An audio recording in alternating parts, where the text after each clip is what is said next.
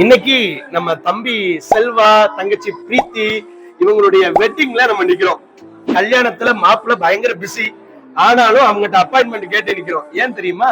ஆமா, மாப்பிள்ளைக்கு ஏற்ற துணையை ஆண்டவர் கொடுத்திருக்கிறாங்க. செல்வாவுக்கு ஏற்ற துணை பிரீத்தி தான், பிரீத்திக்கு ஏற்ற துணை செல்வா தான். ஒருவேளை நீங்களும் கூட ஜோம் பண்ணிக்கிட்டு இருக்கிறீங்கல்ல, என் பிள்ளைக்கு நல்ல துணை அமையணும், ஒருவேளை பார்த்துக்கிட்டு இருக்கிற பிள்ளைகள் எனக்கு நல்ல துணை அமையணும் நீங்க ஜோம் பண்ணுவீங்கல்ல, கவலைப்படாதீங்க. இவங்களுக்கு செஞ்ச ஆண்டவர் நிச்சயமா உங்களுக்கு செய்வார். உங்களுக்கு ஏற்ற துணையை உண்டாக்குவார். நீங்க செய்ய வேண்டியதெல்லாம் என்ன தெரியுமா? ஏசப்பா, எனக்கு ஏற்ற துணையை தாங்க, உங்க சித்தத்தின்படி எனக்கு துணை அமையட்டும் ஜெபம் பண்ணுங்க. அவருடைய சித்தத்தின்படி உங்களுக்கான துணையை அவரே செலக்ட் பண்ணுவார். ஏன்னா இவங்களுக்கான துணையை இவங்க தேடிக்கொள்ளல, அவரே செலக்ட் பண்ணார். உங்களுக்கும் அவரே தருவார். உங்களுக்காக ஜெபம் பண்ணட்டா?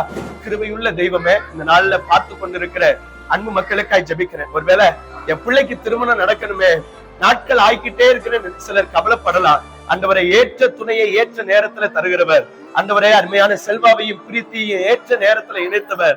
இதை பார்த்து கொண்டிருக்கிற ஒவ்வொருவருடைய வாழ்க்கையிலும் நீ ஏற்ற நேரத்துல ஆண்டவரே துணையை தந்து நீ நடத்தும்படியா நாங்கள் ஜெபிக்கிறோம். இதே போல இதை பார்க்கிறவர்களுடைய பிள்ளைகளுடைய திருமணம் அல்லது பார்க்கிறவர்களுக்கு துணை தேடிக்கொண்டிருந்தா அவங்களுக்கு திருமணம் நடக்க கர்த்தர் அனுக்கிரகம் செய்யும்படியா நாங்கள் ஜெபிக்கிறோம்.